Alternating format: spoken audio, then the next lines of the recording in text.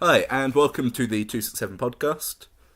I am joined by my usual co-host, Mike Palin, the director of 267. Yes, I am. I'm Ben, the intern at 267. Yes, you are.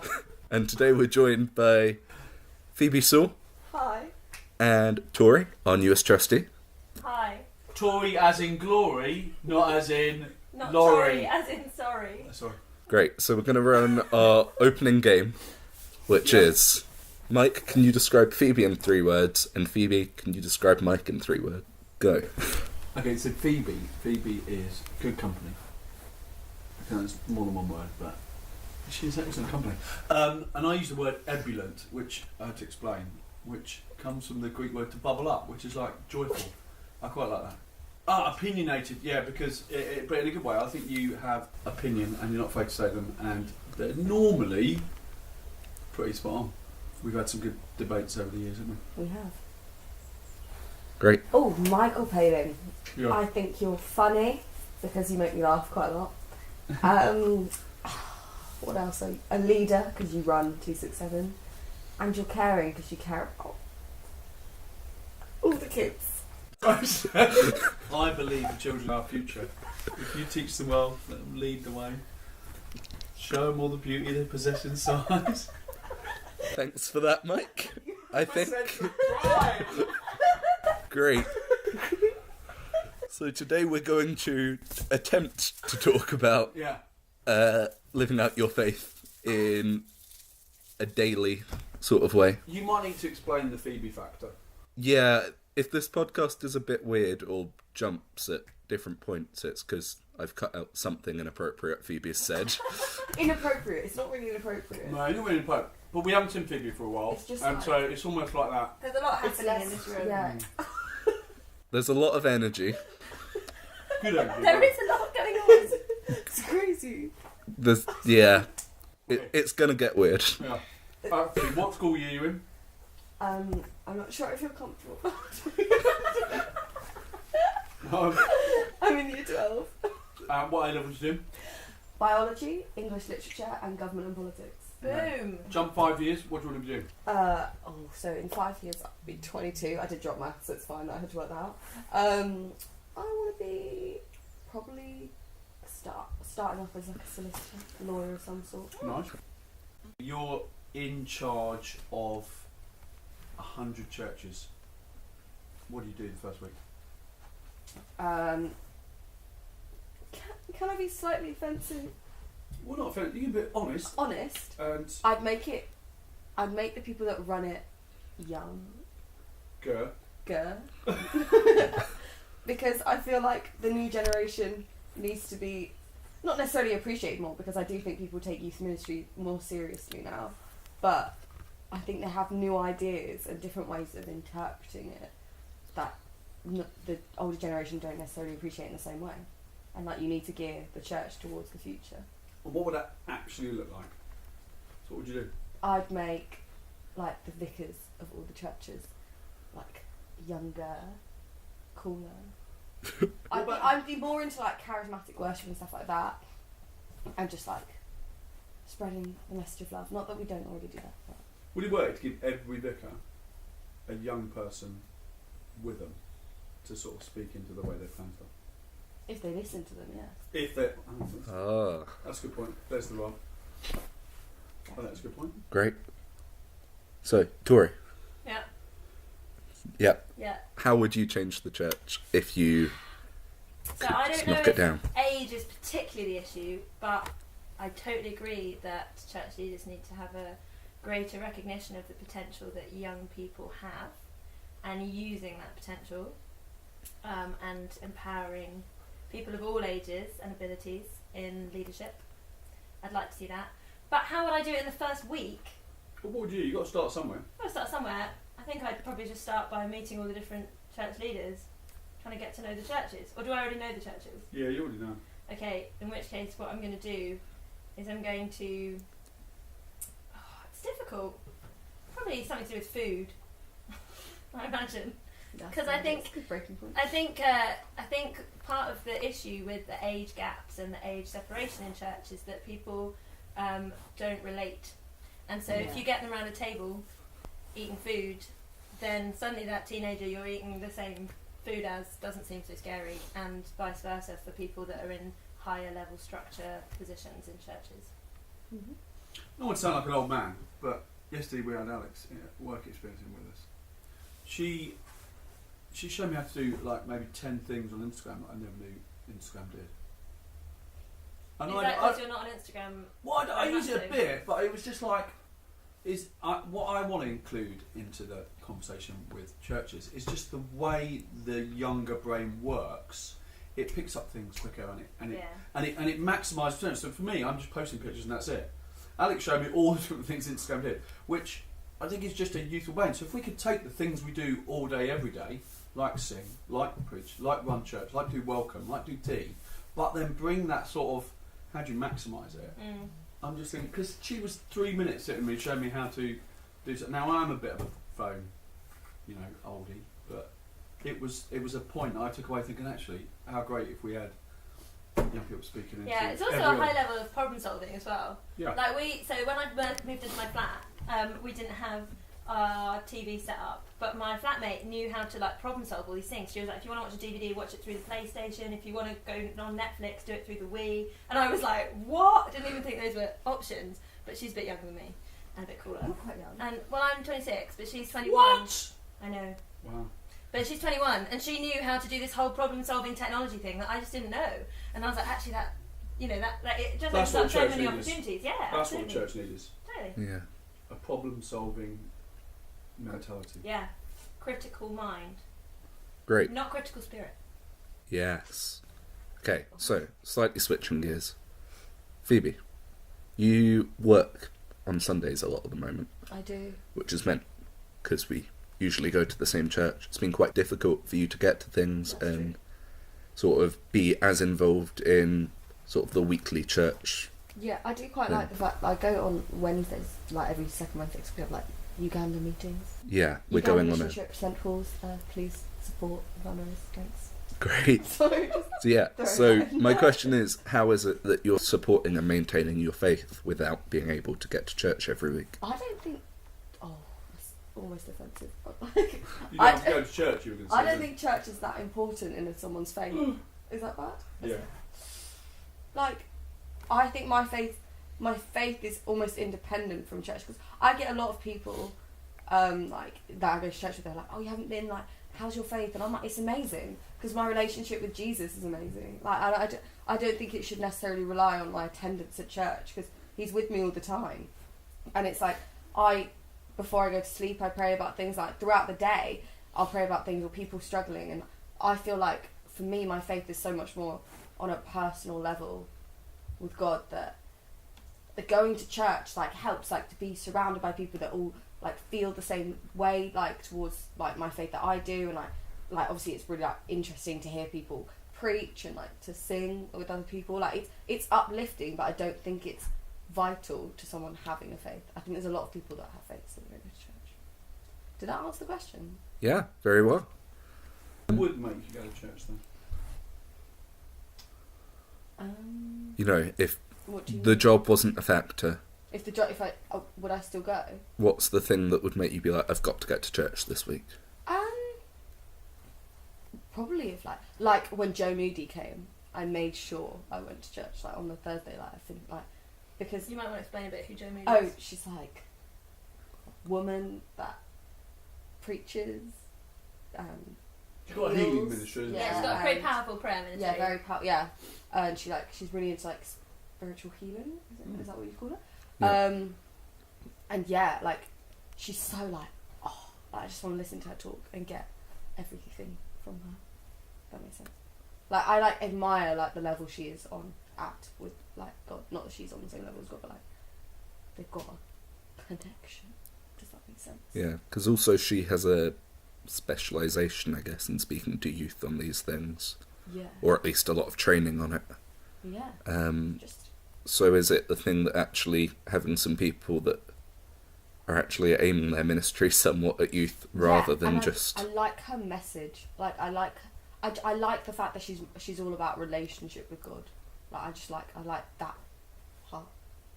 But the other thing with her is that's cool is she's about activation. She's like, you're blessed to be a blessing. Yeah. So I guess for me, the side of church that is really key is that actually we're not just coming for us. We're like going to be a part of something bigger. Yeah, definitely. So, if you went to church, what would be the benefit to everybody else if you went? If I went, hopefully spread a bit of joy. Hopefully. To other people, if I got, like, because I like the fact that we focus on, like, words for other people or, like, prophetic things for other people. I like that. So, like, if Jesus wanted me to talk to someone, I'd talk to them. That's how it works, I suppose. Because I think churches, I think we've got it slightly the wrong way around. Sometimes we go to church what we get rather than what we can offer. And I think sometimes that means that we choose not to go because I think we're not going to get anything out of it. I've had so many conversations with people look on the road and see it's an all-age worship and think, well, I'm not going to that because it's not for me. When actually, if they could go and sort of... So what do you add when you go to church? Me? Yeah, what do you think people add in general when they go? What, anyone? Yeah. I think I think the whole idea of community that it's not a solo activity. So I would disagree with you in the sense I do think it's vital. Really? Yeah, because I think our faith isn't an individual faith. Our faith is a corporate faith. It is a faith that we have individuality in it. So Jesus died for Mike Palin, but he called me to be part of the body of Christ. And so I think there's a sense of when we are together, we have a certain power and strength that we don't have when we're on our own. So, do you think someone can still be a Christian? And Absolutely, not a Christian? absolutely. But I would question whether they would be growing and serving in the way they could be if they were part of a fellowship.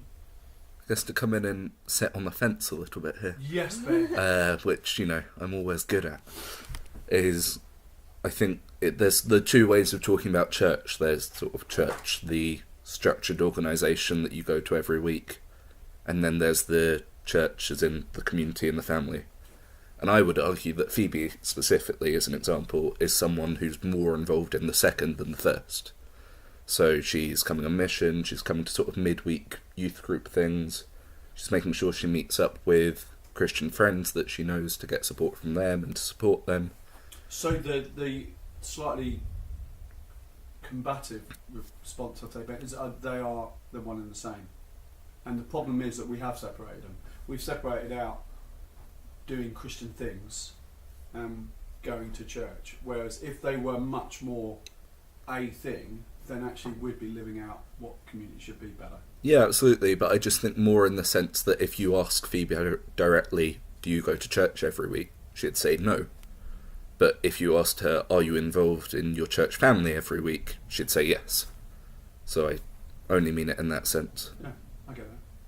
Cool. So, yeah, gonna throw something in the mix. Do it. If the people that you see as part of your church family on a regular basis are all the ones that you would pick and choose to hang out with anyway, is that really a full expression of what church is? Because quite a lot of church life, I think the beauty of it is that you actually get to know people that you would never usually spend time with, and it creates this sort of family feel of people that otherwise you wouldn't see. And maybe you do see them, I don't know who the people are that you meet up with, but... And we talked about it yesterday in the other podcast, Phoebe. It'd be interesting to get your insight of maybe one of the things that church hasn't done well is that we've grouped off. Yeah. So youth group happens over there, adult church happens over there, kids church there, and so then there is that sense that, well, I'm only going to go to church to hang out in the adult bit, or I'm going to go to youth group. Whereas we need to think of a way of how we, not every week because we do need our own space, but how do we integrate that a bit more? Yeah, because I don't think, like, as much as I was like, oh, if I was like, I'd change it and I'd make everyone young, because like, I'm young, so I'd relate with it more. But like, I don't think that old people in church are necessarily not old. What number are you thinking when you say old? Yeah, give us a number. I don't think they're bad to have around. Like, I don't Oh, this hole's getting deep. What a controversial stance. They're great to They're not life. that bad. But like, I remember when we introduced the idea of like the Ugandan mission trip to the church, and we did the meal thing, and so every person that's going to Uganda was on a different table, and you sat with people you didn't know, and I sat with people that I definitely wouldn't spend time with, like People that aren't in your usual aren't, social like, circle. they were like a lot, Yeah. had many more years of experience than I did in life. Do you know what? And I loved it. Like It was great. we talked about so much, and like now if I see them around church, like I'll smile at them, and like it's a nice little, because we had really interesting conversations. They have different viewpoints to me, and that's okay. But like it was just really nice to sit and talk with them, because it's just interesting, isn't it? And I like the whole family thing. I think we need to do more of that. 'Cause I was listening to someone be interviewed who was got nominated for an Oscar, and apparently before you go to the Oscars, you have an Oscars breakfast where all the nominees have like a lunch or something. So this is before the actual announcement. And the way the Oscars, the Academy does it, is they have big tables, but you don't sort of have a table of Best Actor nominees. You have one person from every category. So like your sort of A-lister Best Actress, they'll be on the table with makeup artist nominee or cinematography or sound. And I just thought, well, isn't that a great model? Because if I was going there and I'm Tom Cruise or something, I'm going to want to hang out with maybe other A-listers, and if I'm a makeup artist. Whereas actually said, no, actually one thing we want to stand for is to say, actually, we want you to have lunch all together because you're all nominated, and that's an amazing thing. And I thought, wouldn't that be great, like your Uganda thing, if we could say, because it's such an unnatural environment, because we don't sit that way in church. You know, I actually heard a person say the other day where actually their church was segregated really clearly in people groups. Like they would physically sit in a space. Yeah. And I just thought, wow, that just makes me a little bit sad. Do you not agree with that? What, sitting in your own little... No. Do you not agree that it is now segregated? Yeah, absolutely. I think it's just a bit sad. But that's because we like our comfort and we like our familiarity. Yeah. And we like safety. And I think if we can... And we don't want to force people to feel uncomfortable, but we need to create opportunities like your Ugandan supper where everyone got to sit with everyone. Yeah. And it was great. And yeah, it was really good. You, who probably wouldn't say many things are great about church, you said that was great. I don't hate church. I'm not saying that. I didn't say you hate church. But you saw that as a significantly good thing. Yeah, it was really good. It was nice. I think also maybe there's an element of... at the moment, I often go to church and I feel encouraged, but I don't necessarily feel challenged by it. There's a lot of, it is that thing of you go and you sit with your friends and you sit with the people you like, and then maybe you'll give someone a prayer of encouragement and they'll go, oh, that's really nice, I feel encouraged in what I'm doing now. Yeah. And then everyone leaves and you do the same thing next week. Whereas very rarely I leave feeling like, oh man, that's really made me reflect on how I'm acting or behaving, and now I'm going to really shift that next week. And I think maybe that's partially why I know in our youth group particularly, there is an element of challenge and people coming in and saying, actually, this is how I'm living my life, how are you living yours? Yeah. That maybe you don't find in the everyday church service all the time. True. That's sharing stories thing, isn't it? About, this is how I've overcome something, or this is how I've, like you said, how have I met God or engaged in worship or something like that. To be able to have that rather than we still have this sort of school classroom mentality where we go and sit in lines and somebody at the front imparts something and then we will go home. If there was somehow shared conversation about things, I think we would discover the similarities but also the benefits from hearing how somebody else has met God and journeyed through a difficulty, But go on. I'm always so switched on when it's the point in the service like at the start where they're like, what's happened in your week? And everyone tells you about like little God things that's happened on my work. And then like sometimes I'll be sat there and I'll be like, I made the effort to come to church this morning, like and like I was thinking about this the other week as well. I sat there and as they were talking, I realised I was thinking about everything else but the service, and I was like I'm sitting here like thinking I'm gonna get so much knowledge just from like being present. But then like, there's a difference, isn't there, between being present, like, and then like being present and actively listening. Yeah, actively listening.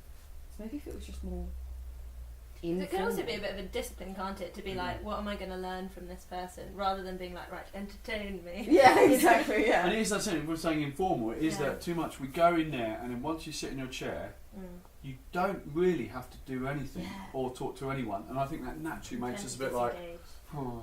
Yeah. Whereas if, I don't think you should force Zone people, in. but yeah, if you had an environment where it was like, actually, I'd love to find out what you think about that and talk about that. I'd be like, wow, I've learned something about God that I would have never have known because I hadn't seen it through your eyes or your story. Yeah, because I don't think faith is like black and white, if that makes sense. Like when someone like I love hearing like sermons and like I listen to them, but like that doesn't really make sense to my point.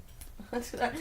Like I like listening to it, but I do feel like a faith is adaptable to different people, and that's why I'd like to hear it from those different people's points. And you've got to have that in mind to chat about that, because we don't get a chance to almost chat about what that meant. Yeah. You know, I know some small groups follow the Sunday sermon, but if you're busy or you've forgotten it or you haven't had time to listen to it, it'd be like, you know, we used to have in my first church we had grill the preacher directly after the service. Ooh. And it was, I think it's quite hard, you've got to be quite prepared for it, because it basically meant anyone could, you grab your coffee and then you could, not everyone could do it, you could come and sit back in the church and you could chuck questions at the preacher and almost have that discussion. And I thought, well, that's quite good. You've got to be well prepared, but it does allow you to come back at someone and say, actually, I'm not really sure I understood that or agreed with that. Or That's good. That's such a good idea. Well, we're going to have to start to wrap up, but does anyone have any closing remarks so that no one can argue against them? Live, love, laugh. Great. Well, live, love, laugh. Live, love, laugh. We live, we learn, we move on.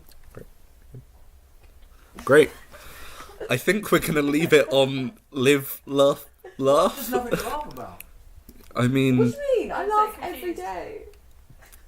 No, you live. No. I'm not sure that wrapped up any of the wisdom you just put out, mate. I think you totally undersold whatever you just said.